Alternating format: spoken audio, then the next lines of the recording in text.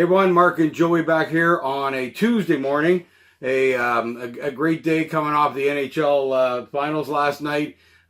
Predicted just as we said on yesterday's show. If you haven't seen it, go back. You'll see that even though I'm Boston for the series, we both picked St. Louis last night to pull out at home once they got over all the jitters from the first game there. Definitely, yeah, it's exactly what we thought would happen, and I'm glad it came that way because now you're prepared for a very long series. At least six now. At least 6 games. So St. Louis gets another game back home. It was awesome to watch them win at home in front of that crowd. It was just tremendous.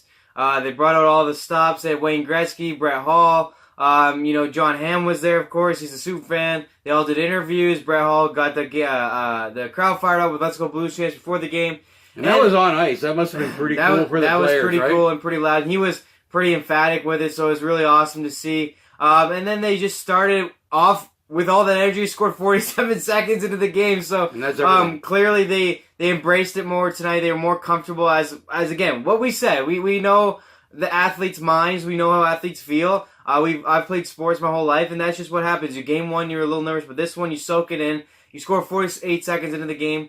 And you get a 1-0 lead, and when it gets Boston, I mean, that's just everything to get the lead. So they did not have the lead, which is key. And even though they tied up, they always they never got down. Yeah. And ended up grabbing the lead in the third period. They were holding on, scoring an empty netter. So they got the 4-2 victory in the end. It was a great game. And, they really just owned up to everything they did and brought out all the stops and had the crowd there and just soaked it all in and capitalized on it. Well, yeah, and what a great game. Another exciting NHL game. I think there's nothing more, Wayne Gretzky played there near the end of his career. To have him on the screen, have him in the building. Brett Hall, who had the famous goal, which he even mentioned yesterday, the foot in the crease, the biggest scam in history of hockey. In my mind, I was able to watch that. And he brought it up yesterday. Those kinds of things. It's funny. We think of guys that are professional hockey players, the age they are, the money they make. You think, why would they be impressed? But it's amazing what these star players. We think of kids being excited about meeting them, but in fact, these guys are excited about the guys who were there before, the guys that really led the way, and that they had the greatest hockey player of all time on their team at one point is phenomenal. And it's amazing how these players kind of get almost starstruck themselves. Well, and unfortunately, he wasn't very successful when he was there. That's kind of part of it. Like, I'm not sure if he made the playoffs or not, but obviously he didn't go to a cup final because last time they went was against Bobby Orr. So, but it is amazing that these players in the crowd and they can feel the energy. When you're Wayne Gretzky, I mean, it's got to be every now and then. You're 9 times out of 10 you're just living normal life, but 1 in 10 he goes into arena and it puts a picture on the screen. The fans go insane. It's amazing right? what people think of you and how they honor you and how amazed they are that you're the great one. You're the greatest to ever do it. So they put you on the screen. You played for this franchise. They're in their first Stanley Cup since 1970, and I just think they really pulled out everything they had to do to get this game, but along with pulling out all the stops and getting these players there to get the emotion of the crowd, emotion of the players, they actually owned it, and they went on to score early and go on to win this game, which is obviously, at the end of the day, what's most important. So they got it done, and it was a great win, like I said, and it was great to see all those people there. What's the most amazing quick thing on Wayne Gretzky was how many teams he played for. Yeah. It was shocking when they listed off the 5 teams he played for. I was like, oh my God. Well, most of it, though, to be fair, was at the end of his career, right? Yeah. He got moved by Edmonton. He never would have moved. He would have stayed in Edmonton his whole career. He got moved by the ownership there because of money, and the fact that, it was a really small, it still is, a really small city, but there was no benefit of revenue share and things like that back there. And they just couldn't really afford to keep Gretzky. But he spent his career there, and then L.A., and then kind of at the end, he went to a couple spots. New York Rangers, St. Louis, kind of just to finish it up. He improved hockey everywhere he went. Yeah. Obviously, he made hockey in L.A. St. Louis, he brought hockey back for a little while, and now the team's actually here in the finals. So it's just really cool that they did all that all the players are willing to show up. Brett Hall's been at every game, so I think he might even work on the interview side of it. But he's been at every game, and to see him do the chants got the crowd real going. And then, as I said, with this goaltender, Jordan Binnington, as a rookie, his goals is in less than 3. They win almost every game when he lets in less than 3. Let in 2 last night. They got him the W. He played well. I didn't like second goal. It was a bit of a weak rebound. Still almost got the second shot, but it did go in. It was a short-handed goal that could have been devastating for St. Louis. Yeah. They were up 2-1, just got the power play. I remember the crowd even starting chants, and then sure enough, Boston goes down and gets a short-handed goal. and kind of a weak-ish one. I think he would agree with me. But they came back and won this in the third period, which was awesome. Well, that shows the ability of a team like that that's really come back since we've talked about this many times, halfway through season last place. These guys have come back from all of that. We even said that the 7-2 loss wouldn't bother them at all. That this would be something they'd throw away and move on. Same with the goalie. Sometimes losing real close ones is harder to come back from than it is those blowouts, because you just dismiss it as that type of game that night. So they did exactly as we thought they would do. Now, 2 out of 3 and 2 on the road. I'll tell you what, I still think Boston's going to win. I still think they're going to win a 6. I think they're going to go back, win the 5th game. They're going to win game 6 to close it out. But St. Louis has really shown this ability on the road that is scary. There's no doubt about it. I'd just say no team's comfortable in this series at home. Yeah. Even Boston's won on the road quite a bit. I was thinking back to the Maple Leaf series where they won 2 games in Boston. Yeah, game 6 and game 4. Yeah. They won in Toronto. So they won 2 games in Toronto in the Toronto Maple Leaf series. Boston did. They won 2 games in Columbus in the Columbus series. And then obviously won 2 games in Carolina in the Carolina series. In the last couple of years, their actual away record during the regular season is as good or better than their home record. So I don't think any team's comfortable or banking on a home win here. So honestly, you could see St. Louis win Game 5 and actually lose Game 6 and go back to Boston. We don't know, but I do think it's a Game 7 guarantee. Because I just think whatever team loses Game 5 has responded the next, and they'll do it again in Game 6. Well, it has been 1-1, 1-1. And yeah, I mean, losses, it's just too good of a series, too close to call. And I just think that's the way it's going to go here. So I'm hoping that St. Louis obviously can win. I picked St. Louis in 6. I think they'll win Game 5. I just think going on the road after this win, I have a good feeling about that. I have a good feeling this whole time. I feel like it's their moment. It's their time. And then I'd love, though, the reason why I'd love it as a fan perspective is they get to go into Game 6, win or lose. That Game 6, the cup will be in the building, just in case. The crowd will just be going nuts with the possibility of them ending it there. So I think it'd be really cool if St. Louis could win Game 5, makes Game 6 have all these possibilities, either going back to Boston for Game 7, or winning it there at home for the first time, and being in the Cup final, first time since 1971, and the crowd would, oh my God, I can't imagine what the city and the crowd would do, seeing the Cup in the building. So I really would like St. Louis to get the upset here in Game 5 in Boston. Well, I'm going to cheer for the NHL in the game of hockey. It's been improving in the U.S. For many, many years. Obviously, the more teams we have there, we've got a new team coming up in Seattle. Is that next year or the year after? Seattle's next year. And we lived in Seattle for 3 years, so we would actually have an American home team that we could actually say is a home team instead of just cheering for a team that we like in the U.S. So I'll go with you. You know what? I hope they win Game 5 too. Boston will come back and win 6-7, but I think you're right. Game 6 would be insane in St. Louis with a chance to win the Cup. I think it would be almost like we've done here in basketball. The crowds, in a city that is not considered a major basketball city because we're in Canada, and here we're the opposite, where it's Canada's sport, and in the U.S. we need to continue to grow the fan base, and I think it would be incredible for hockey to have that kind of thing happening in St. Louis. Even though I'm still staying with Boston to win the series. So I'm going to give you St. Louis next one, and then Boston win 2 in a row to win in Game 7. So I don't know about that. We'll see where that goes. But anyway, let's get St. Louis Game 5. That's in a couple nights. Yeah, so great action to watch. So that's been nice. So the game 3 was not great at 7-2. So I was hoping that would not continue just from an excitement standpoint. So to have a 3-2 game, I mean, it was 4-2 empty net, but 3-2 really. As they're going through the third period, lots of opportunity there for the game to change and winds to blow in a different direction. All of a sudden, Boston's back in the game, whatever it might have been. So it's very exciting hockey that way. And when are we looking at next game? Thursday night, we're looking at in Boston here. So, you got a couple of days off. They got to travel, so that's a big reason why they take 2 days off.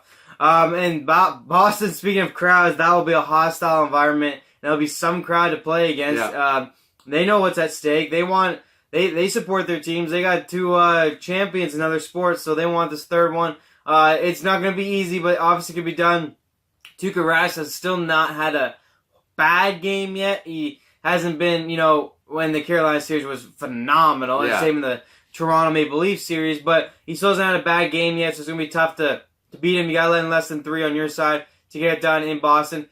Big tip, Zdeno Chara didn't play last night. Well, he had a puck in the face. Yeah. He had a big cage on. He played a little bit, I think, but like he didn't touch the ice in the third. So what that shows is what he's impactful, and not having him on the ice hurts Boston. He didn't play last night. The Blues took advantage of it, and we'll see if he plays Game 5. I don't know if he will or not. I think it'll be one of those things, kind of like tonight or last night, where he waited to see where the game was at, and the game was close enough that I think he let his teammates try to win it. But he could be a huge difference maker in Game 5 if he comes back healthy. He's wearing the big fishbowl. We'll see what he does on Thursday. Well, that was an ugly incident, too. Like, that puck went up and nailed him. Boy, that was scary. He's one of the old throwback players. He actually doesn't wear a shield, which is a bigger concern now, right? Because a number of these guys got grandfathered in when the shield came in, and he's never worn one, and now he's going to wear one. I think that, if a player has worn the half shield his whole life in the NHL and then has to just put this part on for his jaw, that's not a big deal. But this is a guy who's never worn one, ever. Yeah. So he now is going to be in a position of wearing something that feels so foreign to him that it could be interesting. The nice thing is extra day off here, 2 days off, a bit of travel, but really for a guy like him with this kind of injury, an extra day is going to be helpful to let this heal up a little bit. Yeah, and he doesn't need to do morning skates and stuff. I just tell him not to touch the ice till game time. And then Dave's a defenseman, and he's 7 feet tall, so he doesn't need much like fitness or practice because his strides that's his specialty. Is mainly the long stick. And the big thing, too, is on the penalty kill. Not like that we ate it up on the power play last night, but that's where he does thrive, his penalty kill, power play. Yeah. I'd honestly use him just maybe for those ones if you're worried about his health. So it'll be a big Game 5 decision for them. I do, though, think no matter what, St. Louis is getting the win. I think it'd be great for hockey, great for St. Louis to have the possibility. I think it's going to be a Game 7, but I think St. Louis can win that Game 7. But we'll talk about that down the road. We got a big Game 5 on Thursday. I'm going on for St. Louis. I think you're going with St. Louis, too, just to have the moment in Game 6. Yeah, I think it would be great for the NHL in the U.S. to have that happen. 2 U.S. teams have a great series like this. It's big for drawing fans to hockey down in the U.S., so we're looking forward to that. I also just want to mention and kind of a comment on this series and the whole NHL. I guess not the series, but these guys, man, this game is hard to play. They go through 4 series to get to the Stanley Cup. These guys are in so much pain right now. They've been through the ringer. You can see by the hits that they lay out. You can see by the amount of skating that's involved. This constant, and especially if you've had long series, it's amazing what these guys can do on the ice. It just blows me away. And they're all playing with injuries. That's the other thing. Everybody's injured. I heard someone talking about basketball that they played too many games. Hockey, 82 regular season games and 4 series in hockey. Holy smokes! You got to complain about basketball. I heard someone going, well, they played too many games in the regular season, and then it used to be 3 games in the first round, and then it used to be 5 games in the first round. Now it's 7 games. These guys are just beat up. Yeah. Man up. These hockey players are playing through so many injuries. They call it injury day, which is the day after the Stanley Cup's over. All these injuries will come out for all these players. Yeah. You want to know why it's hard to repeat? Because most of your guys are out for the first 3 months of the season. It's insane what they go through, what they play through. It's truly love of the game at this point, because making the playoffs is one thing. Wanting to go all these series and putting your body on the line day in, day out, and going to practice and going to these games and traveling and playing through these injuries and having the doctor do 9 different things to you just so you can go out there and skate to only get injured again is truly remarkable. And, they earn everything they get at the end of the day. And they're still probably one of the lower paid sports. There is, obviously, that's not due to your effort. That's due to what you sell on TV. But, man, these guys are heroes or legends. It's amazing what they are able to do on the ice and what they play through. They earn every penny, and when they win the cup, they definitely earn that. Yeah, they do. That's for sure. And if you ever want to wonder what it's like, go to your basement or go outside where you have a wall, and then have your brother or friend just come in and body check you like 50 times into that wall, and then you'll get a chance to feel like what an NHL player goes through in the playoffs. So anyway, just kudos to them. We always are kind of chastising players, the money they make, all that kind of stuff. But boy, I'll tell you, hockey players deserve every cent. Goaltenders really deserve every cent. Yeah. Goaltenders, I know they have the most equipment, but facing shots that come out like 100 miles per hour, like goddamn, and then they're moving all the time, taking the legs and the head and the chest and the knees possibly. They're up and downs. If you don't understand, like, your hips and knees take such a beating as a goaltender, just going up and down in a butterfly. Not along facing shots and doing the splits and, the push-offs they have to do, fighting through traffic. And then they got to do this in practice. In practice they still face shots. Yeah, actually way more. Like way more. So in practice, like unlike players where they don't get hit in practice because they don't want their injure their players. Well, goaltenders still get shot at in practice. So and way more, like you said. So goaltenders face. And why do you see these two teams in the finals? Tuukka Rask only played half the games this year, and so did Binnington because he came in late and he's a young kid. So you're seeing a trend in goaltenders that you can't overplay your goaltender in the regular season, otherwise you'll not win the playoffs. Yeah. I feel like Toronto and Tampa did that. That's why you're seeing these two teams in the finals. So all these players all around are obviously really earning their money, and we love to see this passion hockey. You really feel it from the players, as you do in most sports when you get to the playoffs, which is good because in the regular season, they're just playing for their big paychecks. Well, and in the regular season, it's a matter of like in Leafs and Boston, they already knew they were playing each other from like 30 games out. That was difficult. Second and third place. So the playoffs are everything, though, and it's been amazing. So happy to see that this happened and getting great series here after we lost all our number one seeds in the first round. It's actually turned out to be a pretty big playoff for the NHL. And we're going to look forward to it. So Game 7 we're both hoping for. Different teams we're hoping for. But we want to see this excitement continue. And we'll be back on Thursday, you said, unless there's any important information come out regarding injuries and those kinds of things that we can report on. Otherwise, we'll look forward to prepping for the Thursday game and hope you'll enjoy it. Tell your friends. We'd love to see more hockey fans come out and watch the game.